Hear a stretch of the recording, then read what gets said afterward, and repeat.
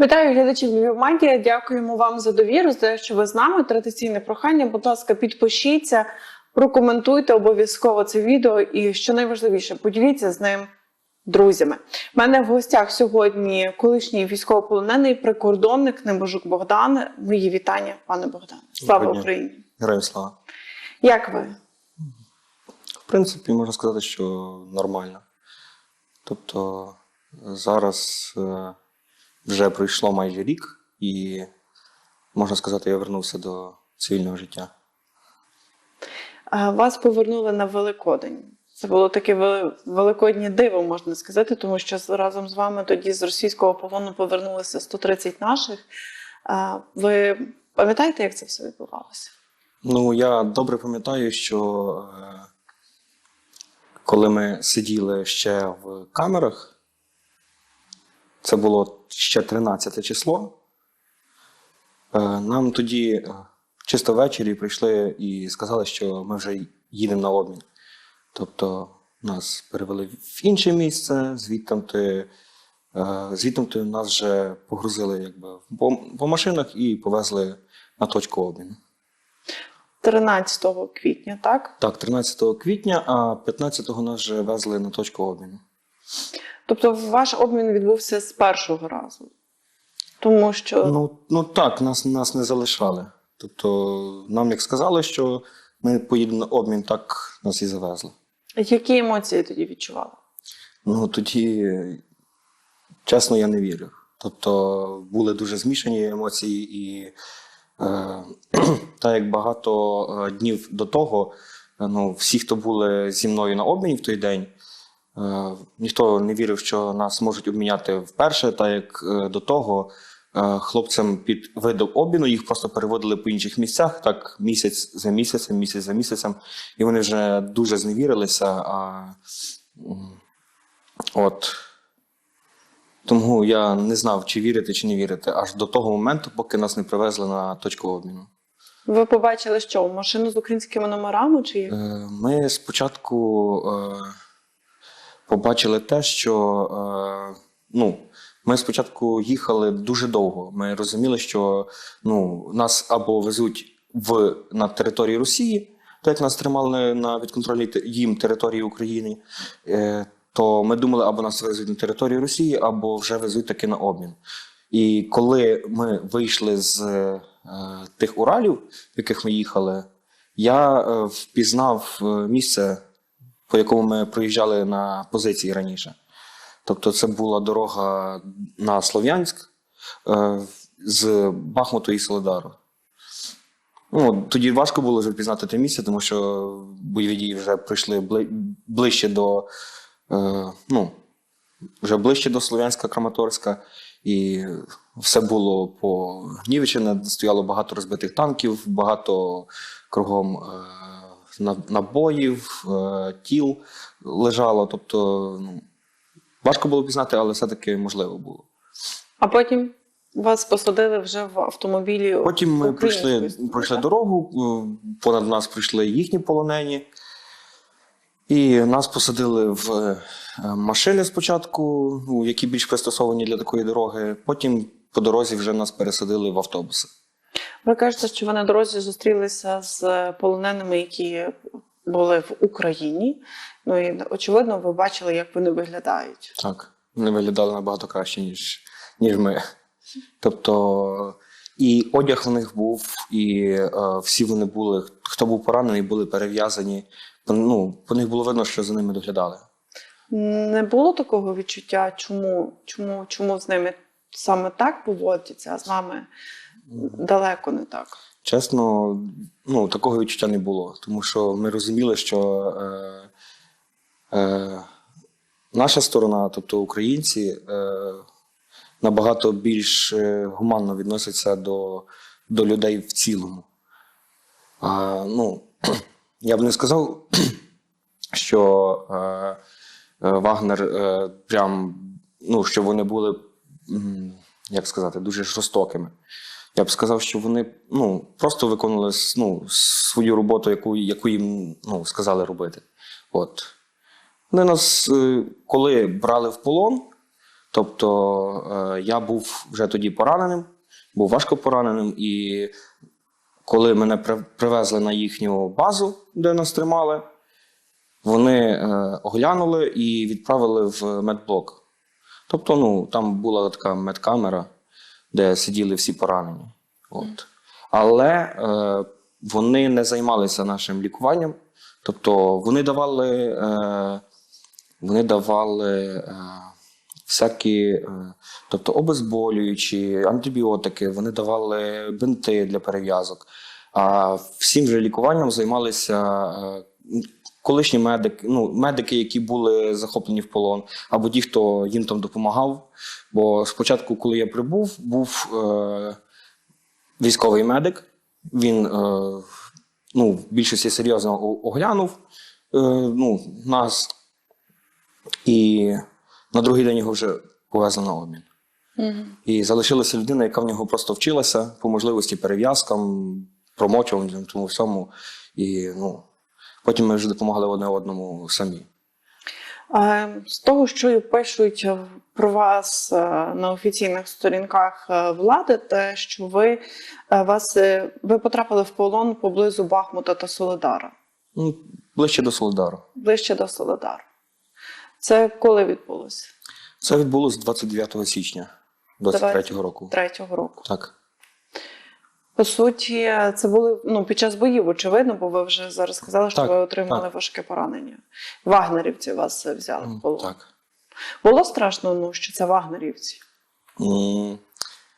Чесно, ми ніби розуміли, що вагнерівці воюють на тій стороні фронту, але ми не знали, хто прийде на позиції саме. Тобто ми не знали, чи це буде регулярна армія, чи це будуть вагнерівці, чи це будуть якісь їхні там в'язні. Абсолютно я не знав того, і по суті мені було вже без різниці. Тобто я на той момент пролежав вже достатньо часу на снігу, і я розумів, що я або помру, або мене візьмуть в полон. Одне з двох. Пізніше де вас утримували? Ви сказали, що на території України, яку тимчасово контролює російська Це було в Луганській області, в Первомайську. Там була колишня швейна фабрика, і в підвалах швейної фабрики нас тримали. Вас багато було? Загалом, наскільки я знаю, було приблизно по моїх підрахунках, так як ми чули переклички деколи, ми чули, заходили до нас хлопці з інших камер, там кого треба було легенько перев'язати, то приблизно ми розуміли, що було біля 200 чоловік наших там. Тобто це всі наші військовослужбовці, які отримали поранення і опинилися в полоні, так? Не тільки поранені, там були і ті, хто не був поранений, але за певних причин вони або залишились на позиціях, або просто не змогли відступити вчасно. Тобто дуже різні умови були всіх. От. Було якесь до вас ставлення, зважаючи на те, що ви родом з Львівської області? Чесно скажу, що по суті їм не було різниці, хто з якої області. Тобто вони на допиті питали, хто з якої області, там де служив, як потрапив, скільки ти разів був на Сході. Але як такого привзятого ставлення до того, з якої ти області, не було. Їм було головне, щоб ти говорив російською, а не українською. От. Тому що, так як казав їхній медик, не говоріть до мене по-китайськи. Але ці люди, які утримували, це представники так званих ЛНР, чи це були росіяни? Безпосередньо там, де ви знаходилися? Це були безпосередньо контрактники Вагнера, тобто росіяни, і не тільки росіяни, тобто із таких більш провінційних місць. Тобто були і з більш східного образу, так сказати. Як ви опишете цей свій час в полоні? Коли я був в полоні, це було доволі важко. Тобто ти, по суті, відрізаний від цивілізації, ти спілкуєшся тільки з тими, хто є кругом, тобто це оточення, ніби хлопці і свої, але знову ж таки, коли ти довгий час перебуваєш в одному тому самому оточенні, воно тобі певним чином починає набридати. От. Але скажу так, що були і хороші люди, були і погані люди серед наших. Я не скажу, що всі прям ангели і. Ну, тобто на 100 людей однакової людини не знайдеш. І, так сказати, для мене було важко, безперечно, що я довго не був вдома. Тобто до того останній раз вдома я був аж в жовтні 22-го року. А ви відчували для себе, що може початися повномасштабна війна? У вас були якісь внутрішні розуміння цього? Перед початком повномасштабного вторгнення ми були в відрядженні на Волині. Тобто одні хлопці були в стороні Світязя, другі хлопці в Рівненській області і так далі. Тобто на всьому кордоні було збільшено кількість військових, кількість прикордонників. І за день до того, по суті, нас вже перевели. Ми були на, як сказати, на пункті пропуску українському. І... Зі сторони Білорусі, так? Прошу? Пункт пропуску зі сторони Білорусі. Так. От, ми були на нашому пункті пропуску, і нас вже туди перевели, тобто жити повністю на пункті пропуску. У нас була своя машина, на якій ми мали сидіти, і в разі чого зразу реагувати на будь-що. І коли вночі сказали, що відбулося вторгнення, ну, ми в то спочатку не повірили, поки не прочитали вже по телеграм-каналах, по новинах не побачили. Тобто ми спочатку до цього не вірили абсолютно. Люди як були день до того, так і день після того проходили через пункт пропуску, але вже 24 лютого тих, хто білоруси чи росіяни, ми не пропускали. Угу. Тобто пускали тільки своїх людей, там, звісно, була якась перевірка. От. А для вас, як ви опинилися поблизу Солидара та Бахмута? Ми ще тобто, прибувши з того відрядження з Волині, нас почали переформовувати, почали створювати нову прикордонну комендатуру, тобто зі збільшеною кількістю. І нас зібрали зовсім інші підрозділи і відправили нас спочатку на Хмельницьк для укомплектування. А потім ми були в Житомирській області. В Житомирській області ми були доволі довго. Ми виконували роль більше комендатури швидкого реагування, тобто коли щось відбувалося, ми виїжджали і допомагали іншим, якщо була така потреба. Ну і ми, звісно, готувалися, ми знали, що ми в якийсь час ми все одно поїдемо на схід. Тобто ми готувалися, у нас постійно були якісь навчання.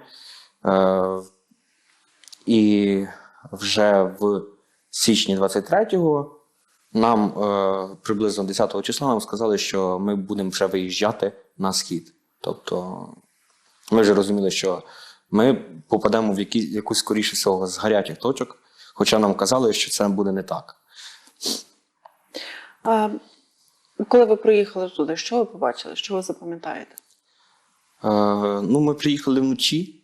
І вночі ми зрозуміли, що ми нічого особливо не бачили, тому що на сході, по суті, зараз світла як такого немає, тобто там повна темрява. Вдень вже так як ми перебували в Слов'янську, наша база була, то ми бачили, коли їхали через Слов'янськ, що багато будинків розтрощені. Є такі будинки, яких були прильоти, тобто ми бачили, що ми дуже недалеко. І саме страшне було це те, що ми були, по суті, в зоні, в яку могло спокійно прилетіти щось не таке далекобійне. Тобто ми чули здалека і постріли, чули здалека і виходи, і прильоти. От, ми розуміли, що ми не так далеко вже. А місто, люди були ще цивільні? Цивільних було доволі багато, і я так скажу, що не було, я не побачив жодної людини, яка була проти нас налаштована. Тобто всі були за нас, всі казали, звільняйте нашу землю, тобто йдіть вперед. Не бачили в їхніх очах страху? Ну, люди, які там були, по суті, вже пережили одну окупацію. Тобто Слов'янськ раніше був під окупацією, потім його звільнили. Тобто вони, я не можу сказати, що вони привикли, але їм було то не так, не було щось новим. Якщо говорити, знову ж таки, до Вагнера, які були умови утримання в полоні? Умови були самі різні. Тобто, якщо в нашій камері, де були поранені, в нас були такі умови, що стояли стелажі, ми спали на стелажах декілька поверхів. По суті, дерево, знизу картонка, на якій ти спав. Ну, це було краще, ніж десь просто на підлозі, чи на землі, чи в грязюці, чи якомусь болоті. Єдина проблема була в тому, що ну, саме в розміщенні, що було доволі багато поранених. І були такі моменти, коли нас було надто багато в камері. Тобто було важкувато дихати, було дуже жарко. По їжі нам приносили сухпай на 2 людей. Ну, там їхній якийсь сухпай спеціально, який робили для Вагнера. Вони приносили їх, ну, зранку роздавали сухпай, воду. Ну, по суті, цей сухпай – це кілограм їжі. Що там в нього було? В ньому було консервована гречка з тушонкою, сама тушонка і або квасоля, або горох. Це кілограм їжі на 2 на день? Так, на добу. На добу? На добу. Тобто зранку нам видали, і наступного ранку нам знову видавали його. Я так розумію, що якби, ну, окрім якихось медикаментів, ніякого медичної допомоги більше не було. Для тих, хто був дуже сильно поранений, тобто у кого, наприклад, там було обморожені ступні, чи в кого там якісь були серйозніші поранення, приходив їхній медик. Він їх оглядав, тобто так, він з ними не панькався, він не дивився, чим боляче їм чи ні, він робив то, що треба було, і просто йшов. Ну, ми серед себе називали його м'ясником, тому що коли я попав туди, був хлопець, в якого були відморожені пальці на ногах. І йому відрізали обидві кінцівки вище коліна. Тобто його, коли я прийшов на другий день, його відправили на обмін, його виносили на руках хлопці.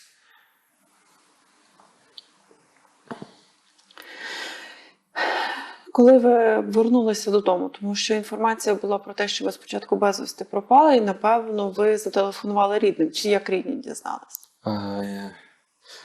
Справа в тому, що нас обміняли не 16 числа, а 15-го. Тобто 101 людину обміняли 15 числа, і інших 30 людей обміняли вже 16-го. Ну, так як нам сказали, що обмін мав відбуватися 16 числа, нам сказали, що 15 числа ми, по суті, маємо зберігати таємницю. І нам дали подзвонити рідним, нам роздали телефони, кожному роздали одяг, все дали. І коли у нас прикордонників відправили одразу ж на Київ. Тобто в Дніпрі нам дали помитися, поїсти і відправили нас машиною на Київ. І по дорозі на Київ я вже подзвонив рідним, подзвонив мамі,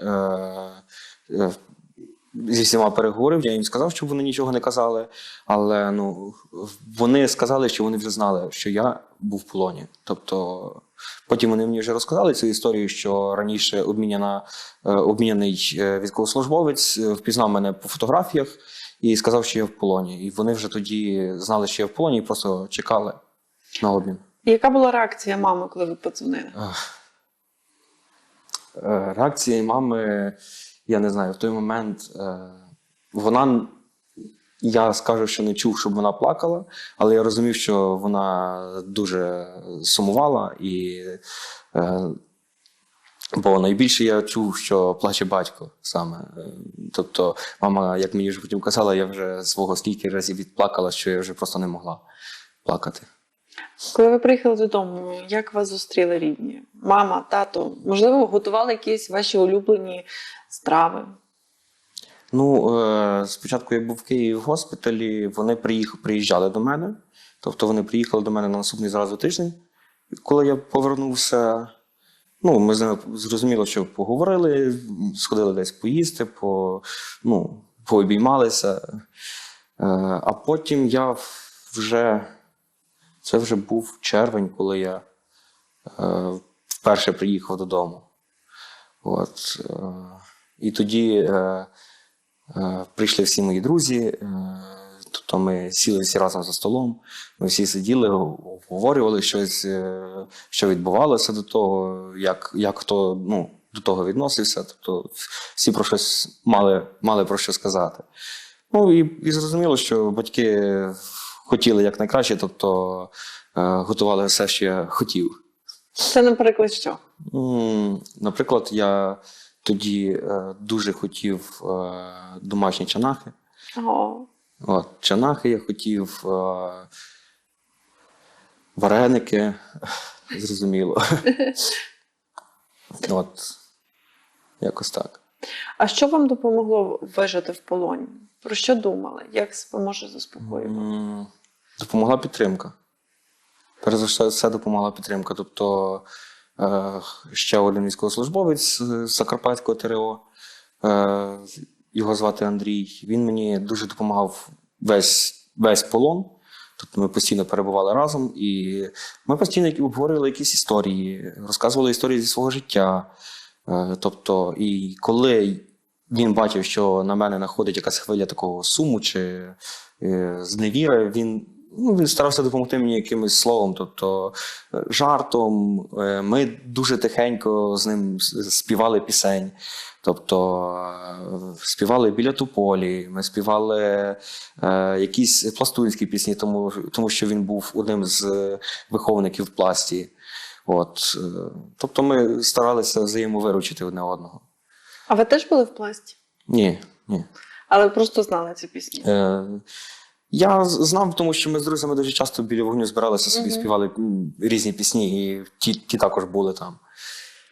А за цей час, що ви були в полоні, вас часто на допити викликали? Перший допит в мене відбувся, коли мене взяли в полон. Тобто ще ми не доїхали до Первомайська, це було в Солидарі в підвалі. Там був самий перший допит. Він був, по суті, самий важчий. Тому що ті люди, які знаходяться там на лінії зіткнення їхні, вони, як сказати, у них дуже багато злоби. Тобто ви обстрілюєте свої ж церкви, ви вбиваєте своє ж населення, на що ви це все робите? Ми ж всі разом там були в СРСРі, чого ви того не розумієте, якось так. І я і мій товариш, ми двоє попали в полон, хоча нас мало бути троє з самого початку. Нам ходили, стріляли пістолетами біля голови, щоб ми розказували все. Але наскільки я вже потім зрозумів, тобто коли вони нам принесли карту на планшеті, показали карту, щоб ми показали, де були наші позиції, де були позиції інших людей, ми побачили, що там вже майже все було відзначено. Тобто їхні розвіддані були на багато кроків вперед. І потім весь цей час, що ви були в полоні, то вони що робили? Просто тримали всіх у камері чи як? Так, вони тримали в камері. Потім знову вони викликали на допит, але це вже був не такий допит. Прям вони просто випитували, хто ти, звідки, де ти служив, відколи ти служиш, чи ти був раніше в АТО, чи є в тебе родичі в Росії. Тобто, не був такий важкий допит. І вони нас тримали.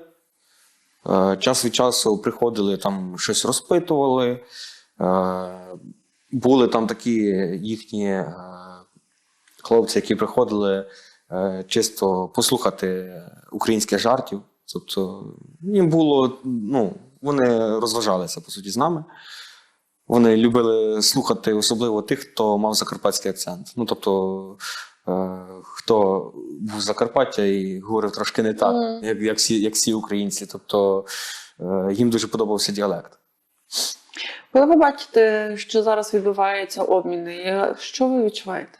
В мене, ну, якесь полегшення в серці. Тобто, я розумію, що ще хтось звідти вернувся, що вони вернулися живі. Ну, не буду там казати цілі, не цілі, знаючи тих людей, які були в полоні набагато довше, ніж я. Тобто, я був всього лише 2,5 місяці приблизно, а хтось був і рік, і був і більше, і був менше. І я, коли наслухався, що з ними там роблять, я зрозумів, що я був не в самому гіршому місці, якому міг бути. І для мене дуже велика радість, коли люди повертаються.